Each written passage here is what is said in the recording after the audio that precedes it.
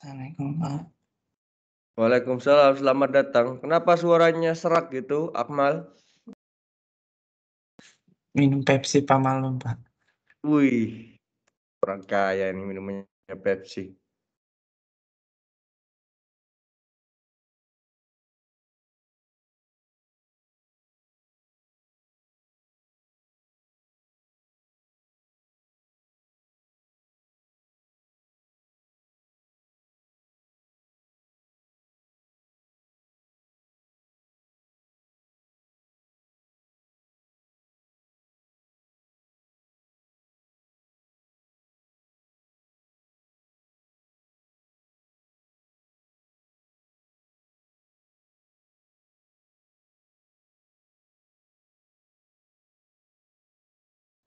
Assalamualaikum, Pak.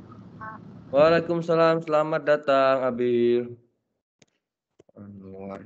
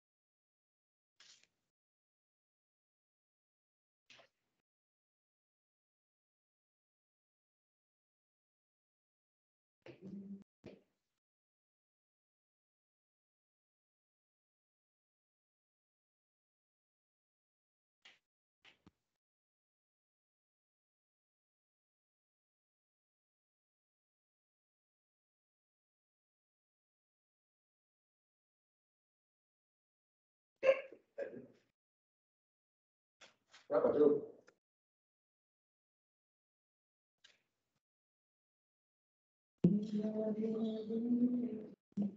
Satu, dua, tiga, empat, lima, enam.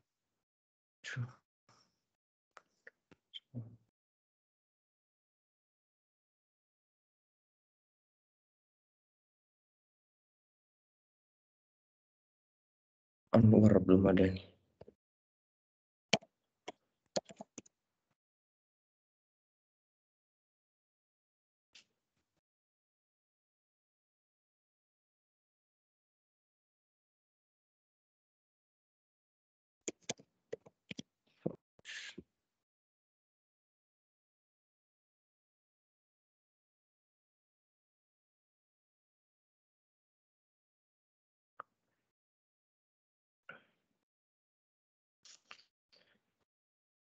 Oke, baik, sambil menunggu yang belum datang, saya membuka terlebih dahulu. Bismillahirrahmanirrahim. Assalamualaikum warahmatullahi wabarakatuh. Waalaikumsalam Waalaikumsalam warahmatullahi warahmatullahi wabarakatuh. Waalaikumsalam. Alhamdulillah senang sekali pagi hari ini Pak Imam bisa menyapa kembali ya, dengan anak-anakku kelas 12 yang apa ini ya, yang masih selalu semangat. Dan Pak Imam sapa terlebih dahulu. Selamat pagi untuk yang di sekolah. Selamat pagi, Pak. Wih, ramai sekali. Pagi. Wih, mantap. Dan selamat pagi juga untuk yang sedang berada di rumah. Pagi, Pak. Pagi, Bapak. Oke, Pagi, good. Pak. Senang sekali. Wow. Kenapa suaranya pada serak yang di rumah? Belum pada itu minum teh hangat? Oke, hari ini berjumpa lagi dengan Pak Imam di mata pelajaran sejarah. Kayaknya baru kemarin ketemu, sekarang udah ketemu, begitu cepatnya waktu berputar. Tapi sebelumnya, mari kita awali dulu pembelajaran kita pada pagi hari ini dengan sejenak berdoa tentunya. Ya, semoga setiap niatan kita, setiap langkah kita, setiap usaha kita dalam menuntut ilmu ini selalu penuh berkah dan juga dimudahkan setiap urusan kita, dan ilmu yang kita pelajari pada pagi hari ini bisa bermanfaat untuk kita dan untuk sekitar kita. Oke. Siapa yang bertugas? Bentar, mute dulu ya. Oke. Teman-teman, sebelum kita mulai pelajaran sejarah kita pada hari ini, mari kita membaca doa terlebih dahulu. Bismillahirrahmanirrahim. Alhamdulillahirabbil alamin. Arrahmanirrahim. Maliki yaumiddin. Iyyaka na'budu wa iyyaka nasta'in. Ihdinas siratal mustaqim. Siratal ladzina an'amta 'alaihim ghairil maghdubi 'alaihim waladdallin. Amin. Raditu billahi rabba wa bil islami dina wa bi Muhammadin nabiyya wa rasula. Rabbi zidni ilma warzuqni fahma wa amalan salihan maqbulan. Amin.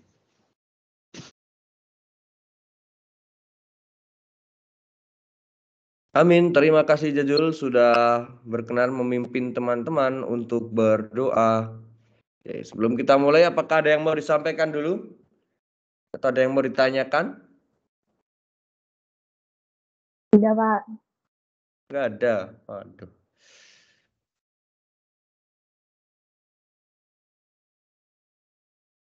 Kisi-kisi. Wih, belajar emang pakai kisi-kisi. Kisi-kisi nanti. Nanti malam insya Allah. Guru udah ada yang upload kisi-kisi belum? Belum ya? Cuma dikasih tahu doang kalau pas belajar. Kita dari sampai ini sampai di sini gitu doang. Oh. Tapi belum ada yang upload gitu ya? Oke.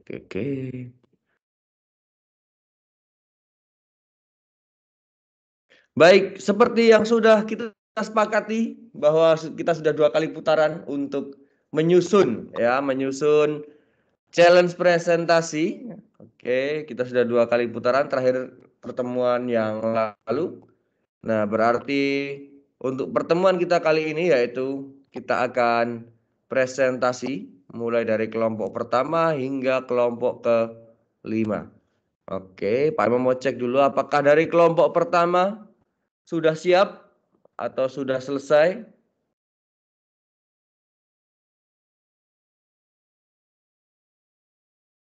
Kelompok pertama, siapa kelompok pertama? Kelompok pertama ada Rado, Faiz, dan Akmal. Oh. Ada Iya. suara? Sudah, Pak. Wih, bagus. Faiznya belum masuk, Pak. Faiz. Faiz, Pak Imam calling dari tadi belum itu nyaut. Oke. Pak Imam calling lagi. Faiz. Udah, Pak. Udah masuk. Udah ada itu. Coba cek dulu. Faiz, halo Faiz. Halo, Pak. Oke. Berarti Rado. Halo Rado. Cek sound dulu Rado. Ya, ada, Pak. Oke, good. Bagus. Kenapa pada lemes-lemes suaranya? Baik, berarti hari ini sudah siap ya kelompok 1 yaitu Rado, kemudian Faiz dan Akmal. Ini dengan tema atau dengan ibaratnya bab perkembangan politik masa demokrasi liberal. Dan ini terkait dengan sistem pemerintahannya seperti apa ketika Indonesia memasuki masa demokrasi liberal. Oke, bisa sambil disiapkan Akmal? Iya, Pak. Kelompok 1, siapa yang mau share screen kelompok 1? Iya. Siap. Oke, silakan. Waktu dan tempat dipersilakan untuk kelompok 1. Jangan lupa pembukaan dulu ya sebelum presentasi itu biasanya. Pembukaan. Pembukaan itu ada perkenalan, terus apa yang mau dibawakan gitu. Iya, siap. Apa Oke, sudah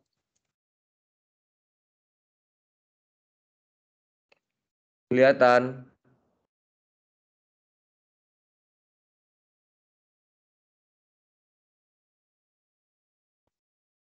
Udah kelihatan, Pak. Kelihatan? Udah kan? Iya, Oke. Kelihatan, Pak. kelihatan, Masya Allah. Ya, ayo Faiz, Rado, bangun. Tidur.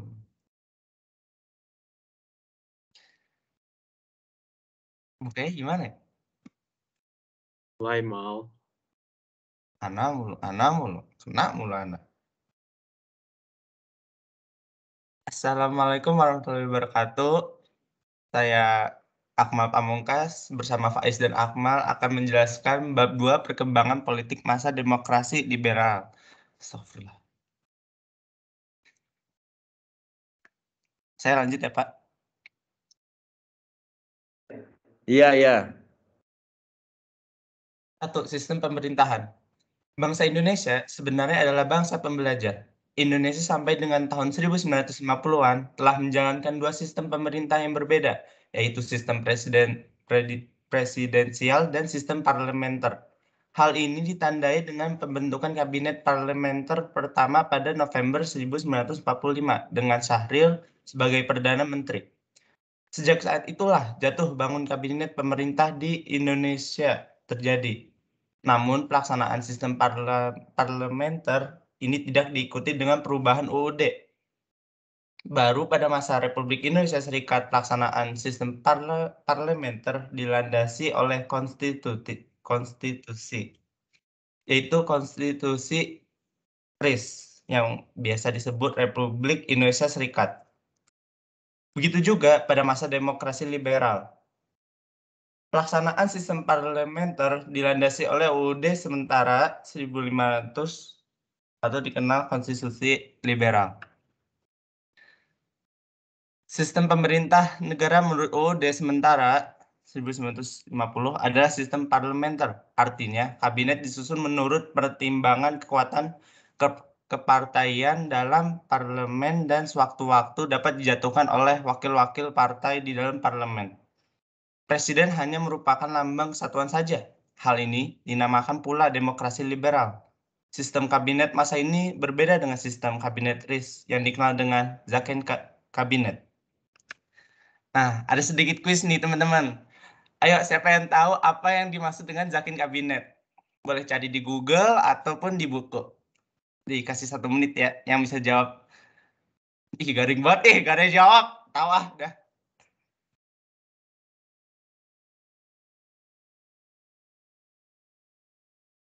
Ayo guys.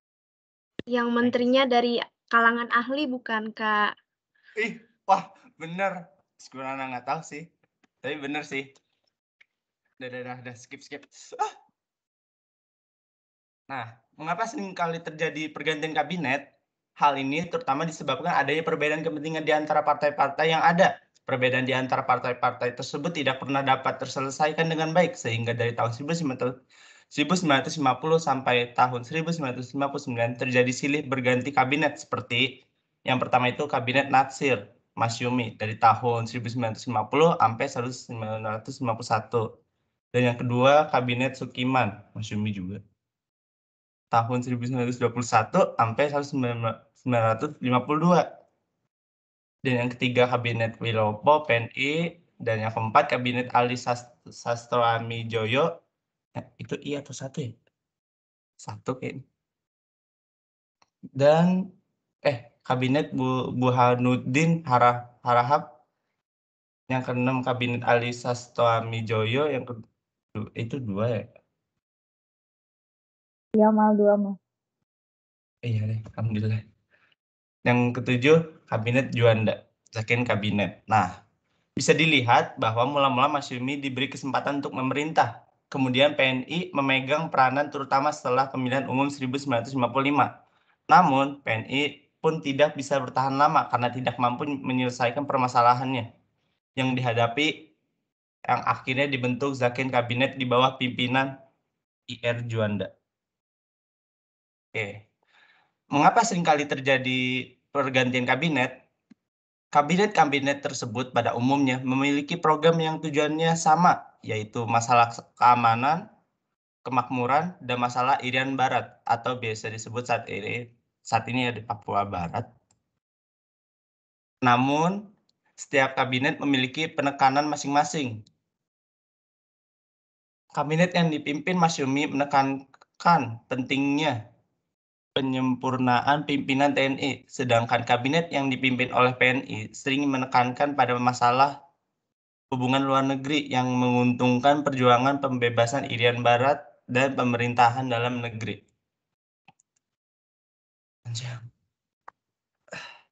Yang pertama itu kan ada kabinet Natsir. Ketika menyusun kabinetnya, Natsir bermaksud menyusun kabinet dengan melibatkan sebanyak mungkin partainya agar kabinetnya mencerminkan sifat nasional dan mendapat dukungan parlemen yang besar. Namun, pada kenyataannya, Natsir kesulitan membentuk kabinet seperti yang diinginkannya, terutama kesulitan dalam menempatkan orang-orang PNI di dalam kabinet. Sehingga kabinet Natsir yang terbentuk pada 6 September 1950 tidak melibatkan PNI di dalamnya. PNI menjadi partai oposisi bersama PKI dan Murba. Dan latar belakang jatuhnya kabinet Natsir yaitu pembentukan kabinet seringkali terjadi di faktor yang menyebabkan goyah dan jatuhnya kabinet. Hal ini terlihat ketika kabinet Natsir menjalankan pemerintahannya dan kelompok oposisi segera melancarkan kritik terhadap jalannya pemerintahan Natsir. Kabinet Natsir dihadapkan pada mosi Hadikusumo dari PNI yang menuntut agar pemerintah mencabut peraturan pemerintah nomor 39 tahun 1950 tentang pemilihan anggota lembaga perwakilan daerah. Lembaga-lembaga perwakilan daerah yang sudah dibentuk atas dasar peraturan pemerintah nomor 39 tahun 1950 oleh Kabinet Hatta supaya diganti dengan undang-undang yang baru yang bersifat demokratis karena dalam PP apa? Oke. Nomor 39 dalam menentukan pemilihannya dilakukan secara bertingkat. Contohnya, Menteri Dalam Negeri Mr. Iskak yang menginstruksikan untuk menonaktifkan DPRD yang terbentuk berdasarkan peraturan pemerintah nomor 39 tahun 1990. Berdasarkan pemungutan suara di parlemen, mosi Hadikusumo mendapat dukungan dari parlemen. Hal ini menyebabkan Menteri Dalam Negeri mengundurkan diri. Kondisi ini menyebabkan hubungan kabinet dengan parlemen tidak lancar, yang akhirnya menyebabkan Natsir menyerahkan mandatnya kepada Presiden Soekarno pada tanggal 21 Maret 1951. Dan yang kedua, Kabinet Sukiman. Jatuhnya Kabinet Natsir membuat Presiden Soekarno mengadakan pembicaraan dengan para pemimpin partai untuk memilih tim formatur kabinet yang kemudian menghasilkan Kabinet Sukiman pada tanggal 26 April 1951. Berbeda dengan kabinet sebelumnya, berhasil melibatkan PNI di dalam pemerintahannya. Kabinet Sukiman didukung oleh dua partai besar, Masyumi dan PNI. Partai-partai pendukung Kabinet Sukiman melalui menteri-menterinya yang duduk dalam pemerintahan berusaha merealisasikan program politik masing-masing, meskipun kabinet telah memiliki program kerja tersendiri. Hal ini merupakan benih-benih keretakan yang melemahkan kabinet. Contohnya, Menteri Dalam Negeri Mr. Iskak yang ini udah. Kok ada? Ups. Aduh, salah Pak. Maaf Kak.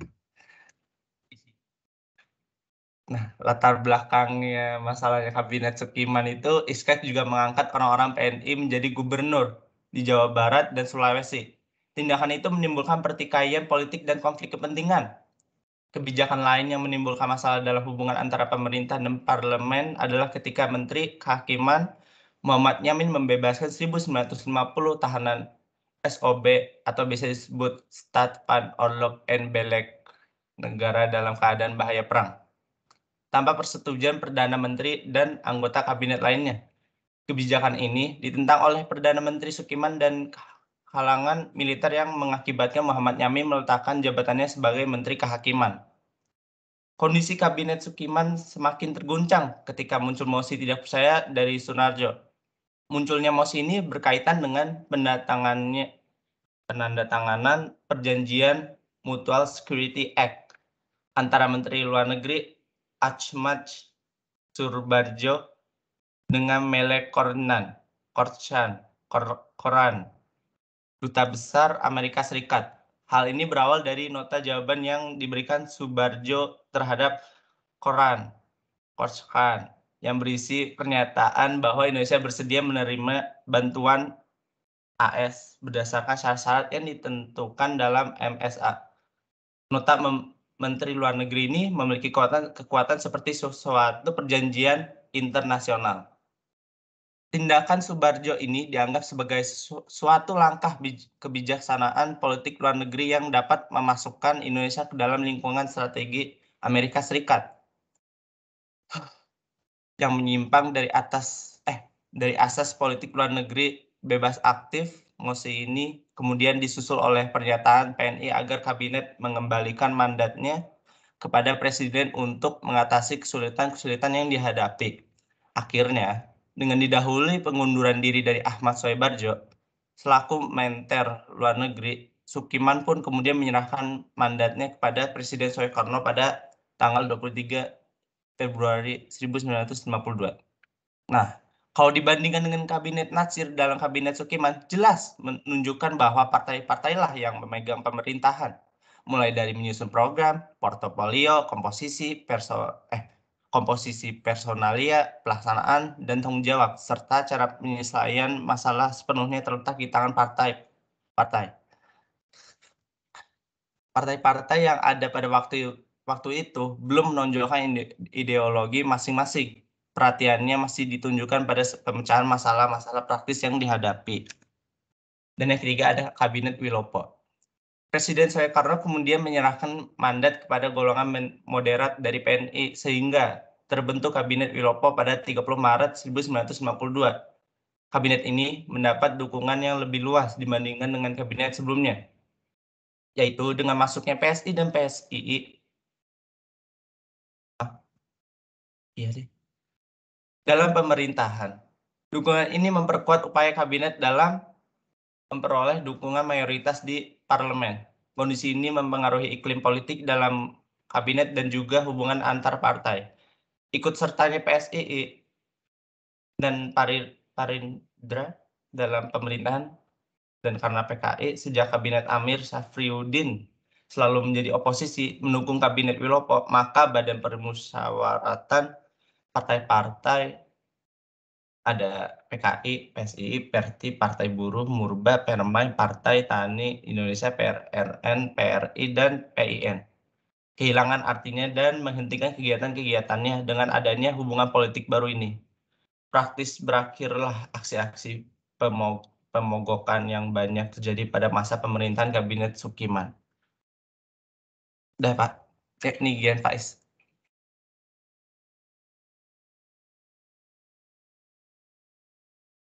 Pada saat itu ada desakan dari pihak tertentu agar Presiden Soekarno segera membubarkan parlemen yang tidak lagi mencerminkan keinginan rakyat.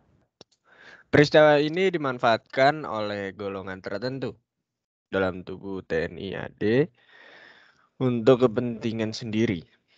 Kelompok ini tidak menyetujui Kolonel Nasution sebagai KSAD. Pihak-pihak tertentu dalam parlemen menyokong dan menuntut agar diadakan perombakan dalam pemimpinan Kementerian Pertahanan dan TNI. Dan TNI ini dianggap oleh pimpinan TNI sebagai campur tangan sipil dalam urusan militer. Setelah itu, pimpinan TNI menuntut Presiden membubarkan parlemen. Namun, Presiden menolak tuntutan ini, sehingga KSAD dan KSAP diberhentikan dari jabatannya. Keberlangsungan Kabinet Wilopo semakin terancam ketika terjadi peristiwa Tanjung Moroa. Tanah ini sebelumnya sudah digarap penduduk, kemudian diminta untuk dikembalikan kepada DPW. Karena menghadapi hambatan, pemerintah kemudian menggunakan alat-alat kekuasaan negara untuk memindahkan penduduk dari lokasi tersebut atas perintah gubernur.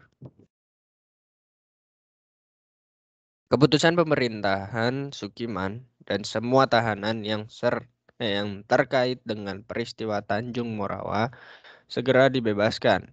Desakan-desakan ini akhirnya membuat kabinet Wilopo jatuh. Jatuhnya Wilopo membuat Presiden Soekarno mengalihkan mandatnya ke partai lain. Setelah Masyumi dan PNI mengalami kegagalan, Presiden menetapkan Wongsonegoro dari Partai Indonesia Raya dan kabinet terbentuk pada 30 Juli 1953 dengan Ali Sastro Amijojo sebagai Perdana Menteri. Pemilihan umum untuk memilih anggota parlemen dan anggota Dewan Konstitusi. Sekalipun kabinet ini berhasil dalam politik luar negeri, yaitu menyelenggarakan konferensi Asia Afrika pada April 1955, namun harus meletakkan jabatannya sebelum tugas utamanya dapat dilaksanakan. Faktor utama yang menyebabkan jatuhnya kabinet adalah masalah pimpinan TNI AD yang berpangkal pada peristiwa 17 Oktober 1952. Calon pimpinan TNI yang diajukan kabinet ini ditolak oleh Korps Perwira, kelompok Zulkifli Lubis, sehingga timbul krisis kabinet. Menghadapi persoalan dalam tubuh TNI AD, parlemen mengajukan mosi tidak percaya terhadap Menteri Pertahanan. Setelah kabinet Ali Sastro Amijojo ditanyakan demisioner, Hatta selaku penjabat Presiden Soekarno sedang menunaikan ibadah haji. Segera mengadakan pertemuan dengan pimpinan partai untuk menentukan formatur kabinet. Formatur kabinet mempunyai tugas pokok membentuk kabinet dengan dukungan yang cukup dari parlemen yang terdiri atas orang-orang yang jujur dan disegani. Tuntutan ini kemudian berhasil dipenuhi oleh Burhanuddin Harahap selaku formatur yang ditunjuk oleh Hatta pada tanggal 11 Agustus 1955. Kabinet yang dipimpin oleh Burhanuddin Harahap diumumkan. Kabinet Burhanuddin Harahap mempunyai tugas penting untuk menyelenggarakan pemilihan umum. Tugas tersebut berhasil dilaksanakan meskipun harus melalui rintangan-rintangan yang berat. Pada tanggal 27 September 1955, pemilihan umum untuk memilih anggota parlemen berhasil dilangsungkan dan pemilihan anggota Dewan Konstituante dilakukan pada 15 Desember 1955. Setelah menyelesaikan tugasnya, Kabinet Burhanuddin meletakkan jabatannya.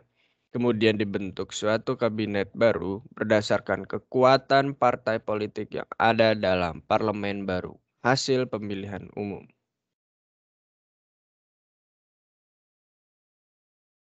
Pergolakan politik dan keadaan keamanan yang semakin memburuk telah mendorong Soekarno mengeluarkan konsepsi Presiden pada tanggal 21 Februari 1957. Penunjukan tim formatur untuk membentuk kabinet setelah pemilihan Sejarah Indonesia 59 formatur kabinet. PNI yang ditunjuk Soekarno sebagai formatur kabinet mengajukan Ali Sastro Amijojo dan Wilopo calon formatur kabinet. Presiden Soekarno kemudian memilih Ali Sastro Amijojo. Dalam menjalankan programnya, Kabinet Ali yang kedua muncul berbagai peristiwa-peristiwa baru antara lain gagal memaksa Belanda untuk menyerahkan Irian Barat yang akhirnya membatalkan perjanjian KMB. Munculnya masalah anti-Cina di antara kalangan rakyat yang kurang senang melihat kedudukan istimewa golongan ini dalam perdagangan.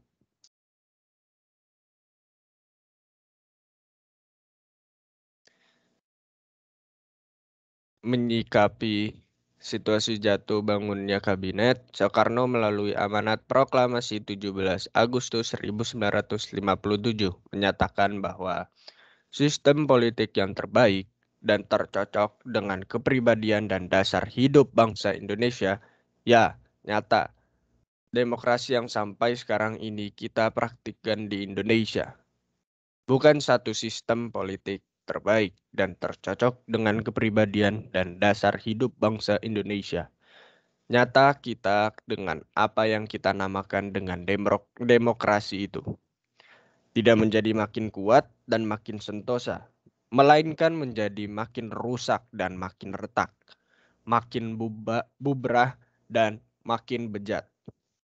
Presiden Soekarno, Amanat Proklamasi Ketiga 1956 sampai 1960, Inti Idayu Pres dan Yayasan Pendidikan Soekarno 1986.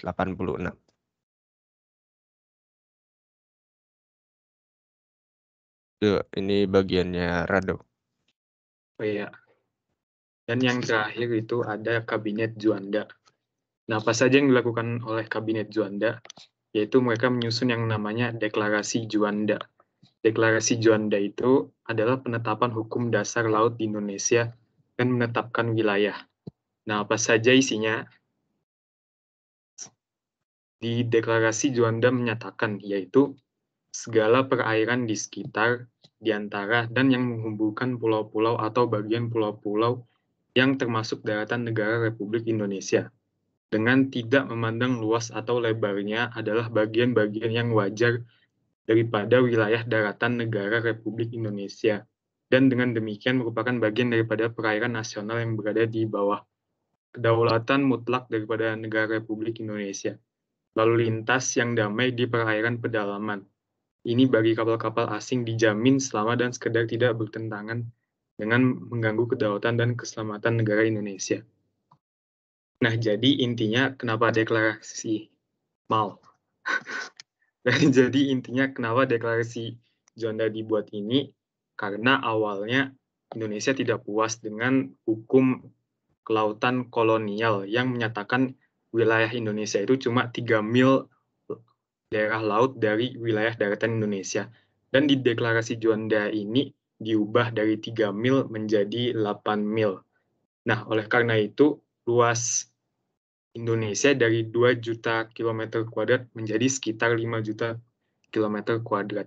Nah, tapi juga deklarasi Juanda ini baru diakui oleh dunia internasional di konferensi kelautan PBB pada tahun 1982. Di situ baru disahkannya deklarasi Juanda. Oke, mau. Nah, terima kasih.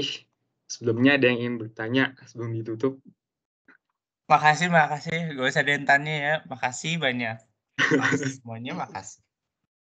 Oke, kita beri tepuk tangan yang meriah untuk kelompok 1. Bagus. Ada yang mau bertanya atau menanggapi terlebih dahulu?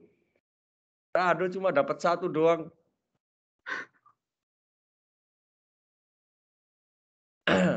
Ada yang mau bertanya atau menanggapi? Yang di kelas mau menanggapi? Melanjutkan. Wah. Santai aja. Yang di rumah, apakah ada yang mau menanggapi atau bertanya terkait dengan presentasi perkembangan politik masa demokrasi liberal? Saya boleh nanya, Pak? Boleh dong. Oke. Mal. Tergantung soalnya yang mana dulu. Mal, kacangin mal. Ayo.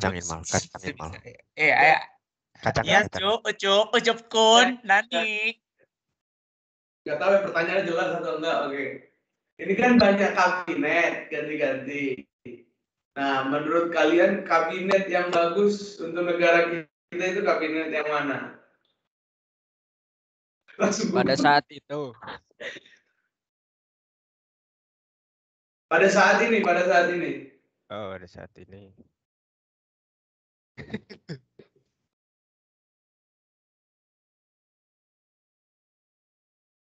Kabinet yang bagus pada saat ini ya. Mal antum belum selesai matiin share screen. Ketahuan.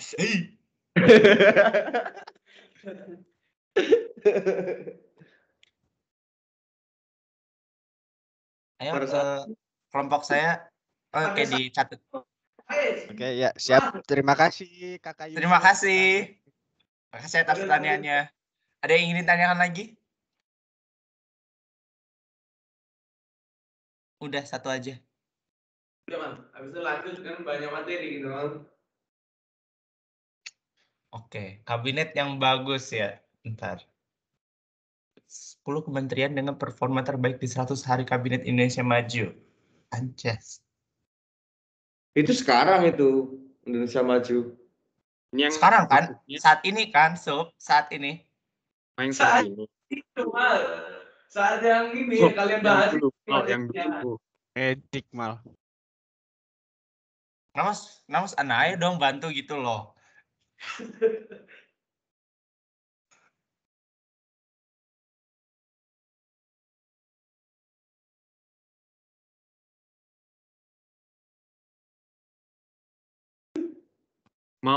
Mau jawab atau Udah, ente aja, nggak apa-apa. ya udah.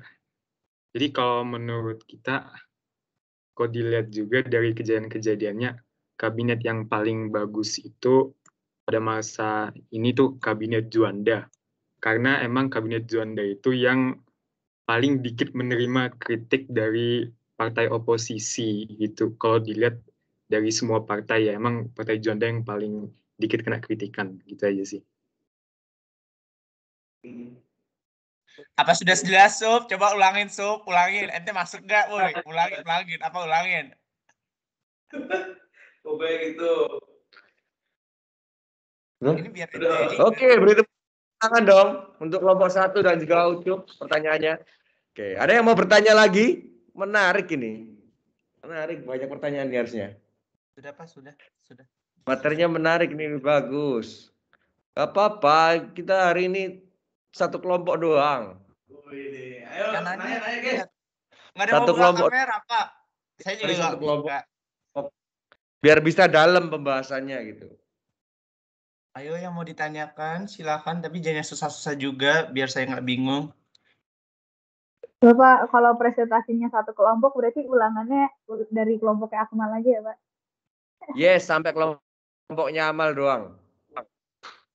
Materi panjang ini. Udah ada. Itu pertanyaannya. Makasih. Iya, udah. Pertanyaannya buat Pak Imam. Sudah tadi. Ayo yang lain. Nadia tadi ngomong, ayo Nat. Oh iya, Nadia sih banyak pertanyaan biasanya Nadia. Nat. Lu jangan disimpan sendiri-sendiri, Nat. Diem. Wih, ngajak ribut emang. Iya, Pak, sepertinya tidak ada yang ingin bertanya lagi. Saya, Pak. Tuh ada. Tadi kan dijelasin ya ada kayak deklarasi Juanda gitu-gitu. Nah, emang sebelum ada yang peraturan deklarasi Juanda itu gimana kondisinya? Kondisi perairan di Indonesia. Oke, itu. Terima kasih. Makasih atas soal yang mewah yang bikin saya pusing. Saya akan diskusi bersama kelompok saya.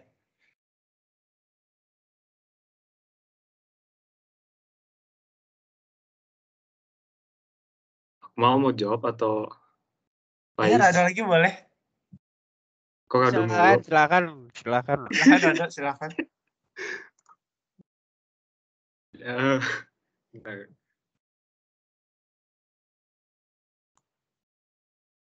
Oh iya. Jadi pertanyaannya itu keadaannya sebelum deklarasi Juanda kan ya? Iya. Oke, jadi keadaan laut Indonesia itu sebelum deklarasi Juanda masih menggunakan peraturan kolonial, yaitu yang namanya dalam bahasa Belanda Zennen Maritiem Kringende, apa gitulah pokoknya ini, pada tahun 1939. Nah, isinya itu laut teritorial Indonesia lebarnya 3 mil diukur dari garis dari Pulau Indonesia.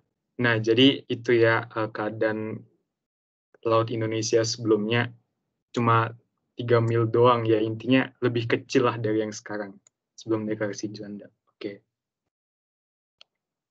Oke, terima kasih. Sudah jelas kah, Nadia? Iya, jelas Kakak Akmal. Udah bagus. Ya, Sob, mau bertanya lagi, Sob?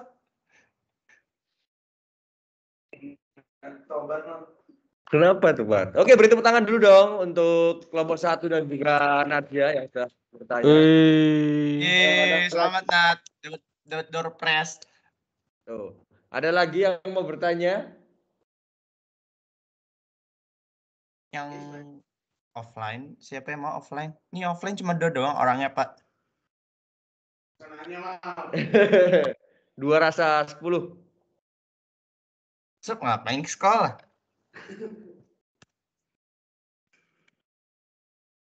Oke, siapa lagi yang mau bertanya? Menarik ini. Ayo. Siapa yang menanya? Boleh Astri, Zahra, Abir, Tasya, Ahda juga boleh, tapi jangan yang susah ya, ada pusing tarana.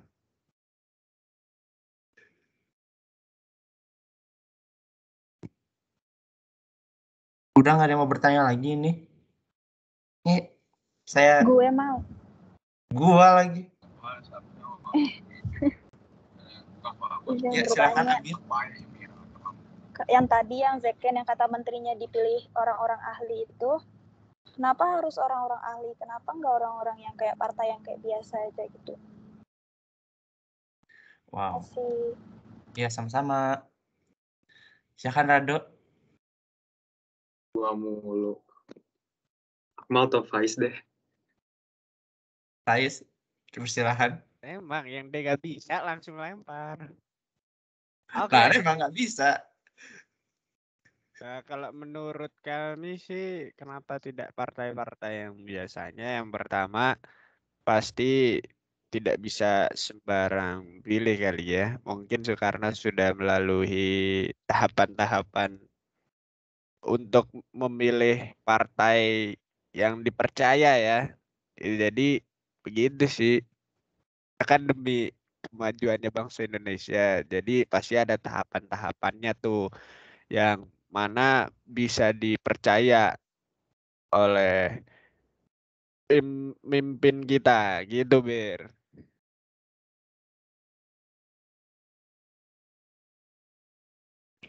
Oke. Insya Allah jelas, mungkin kalau pengen diperjelas dengan teman-teman rekan saya yang lain ya. Mungkin Akmal bisa jelasin tadi kan bagian Akmal ya, kalau nggak salah. Wah Silahkan, tuh bagian Akmal malahan. Apa sih soalnya? Kenapa bukan partai-partai biasa yang dipilih? Dipilih jadi apa sih Bir? Menteri. Oh itu jadi Kenapa bukan partai apa? partai-partai biasa yang jadi menteri.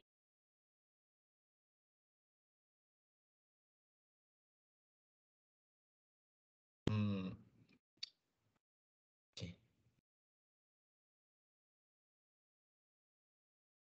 Kok nggak nemu ya?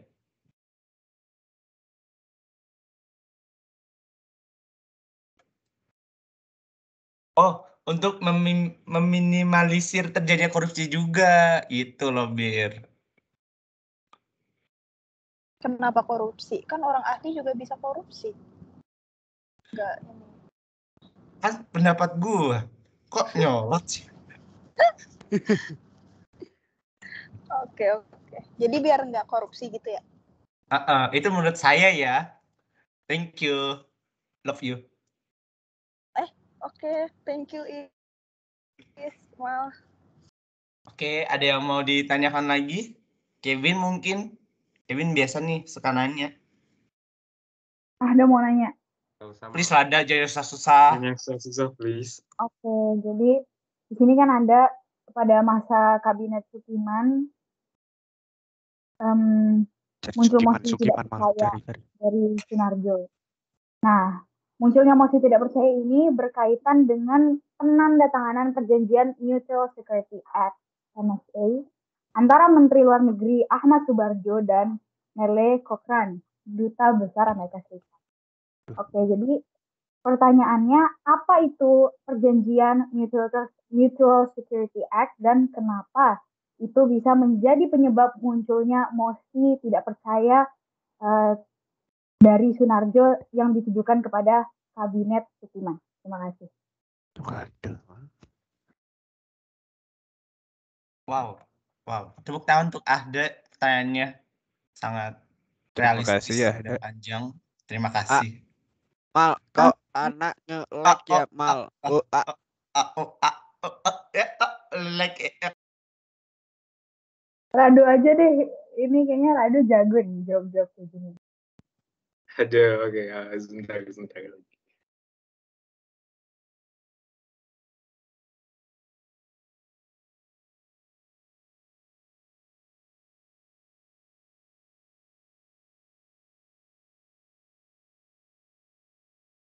udah nemu belum, Dok? Kalau belum tadi Kevin mau nanya soal Kevin. Ya, Kevin nanya dulu deh. Kevin ayo nanya dulu, tadi udah buka mic. Enggak, boleh jawab pertanyaan Ahda dulu aja. Saya bisa nunggu kok.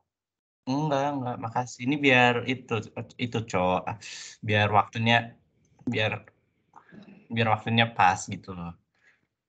Karena nggak ada pertanyaan, Mal. Dibilang dong.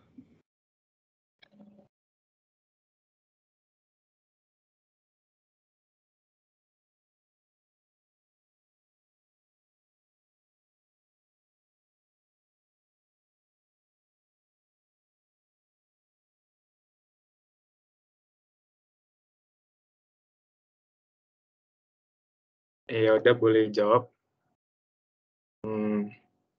Jadi perjanjian Mutual Security Act itu antara kabinet Sukiman dengan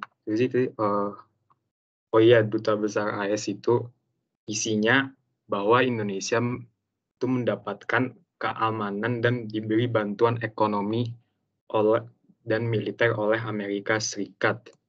Nah, kenapa hal ini ditentang oleh yang lain? Karena pada waktu itu kan perang dingin antara Amerika Serikat dan Uni Soviet. Nah, kebanyakan partai-partai di Indonesia itu nggak mau memihak siapapun antara Amerika atau Uni Soviet. Jadi maunya netral aja gitu, di non-blok lah istilahnya. Nah, tapi karena Kabinet Sukiman ini melakukan kerjasama dengan Amerika Serikat ekonomi dan militer ini dalam perjanjian ini, makanya banyak dikritik oleh partai oposisi. Jadi pada nggak suka gitu. Oke. Oke, terima kasih Radu atas jawabannya. Oke, masih ada yang ingin ditanyakan lagi kah? Oke, bagus sekali. Beri tepuk tangan dulu dong untuk kelompok 1 dan juga pertanyaan dari Ahda. Pak Imam rasa cukup ya untuk pertanyaannya? Cukup, Pak. Ya, Pak Imam rasa cukup. Udah bagus banget ya. Diskusinya udah sangat menarik. Banyak sih sebenarnya yang Pak Imam juga mau tambahkan, tapi sayang waktunya nggak cukup ternyata. Ya, menarik sekali presentasi dari kelompok 1 ini, kelompok pembuka ya. Memang materinya cukup panjang dan unik juga, di mana pada perkembangan politik di era demokrasi liberal ini sering atau ciri-ciri khususnya yaitu sering terjadi gonta-ganti kabinet. Tahu kan kabinet sebenarnya itu apa kabinet tuh? Tahu nggak kabinet? Kayak satuan kerja pemerintahan gitu ya Pak? Yes, satuan kerja pemerintahan atau formasi pemerintah gitu ya. Isinya menteri-menteri dan itu wajar ya. Itu wajar untuk gonta-ganti. Ya, itu wajar untuk gonta-ganti. Dan kayak tadi yang zakon kabinet itu satu-satunya ya ibaratnya kabinet yang di situ isinya para ahli. Ahli di bidangnya masing-masing tentunya ya. Dan sebenarnya yang paling sempurna itu ya kayak gitu ya. Karena kemudian terus di era-era berikutnya sesuai dengan kepentingan partai. Jadi kadang nggak sesuai dengan apa istilahnya ya, keahliannya, tapi karena titipan dari partai dia bisa menduduki kursi pemerintahan, ya bisa menjadi menteri apa aja dan bisa bertukar posisi menteri. Nah, kalau menurut Pak Imam paling bagus ya zakon itu ya. Jadi kabinet yang memang dia orangnya ahli di bidangnya, misalkan Menteri Kemaritiman, dia ahli di kelautan. Nah, kayak gitu. Istilahnya zakon kabinet di situ. Oke, bagus sekali. Dan tinggal 1 menit lagi. Mari sebelum kita tutup, kita berfoto terlebih dahulu. Silakan hari ini yang bertugas memfoto dan juga untuk bertugas berdoa bisa mempersiapkan diri. Senang sekali tentunya hari ini Pak Imam ya bisa mendengar dan melihat presentasi yang sangat menarik. Terutama pertanyaan dan juga jawaban yang sangat-sangat bagus.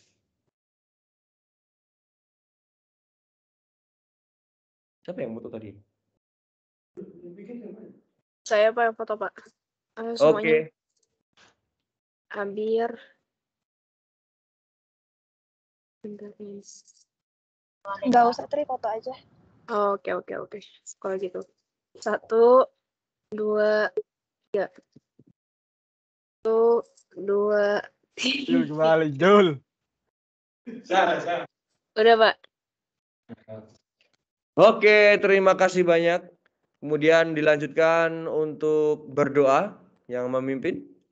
Teman-teman, sebelum kita mengakhiri pelajaran sejarah pada hari ini, mari kita membaca istighfar 3 kali. Astagfirullahaladzim.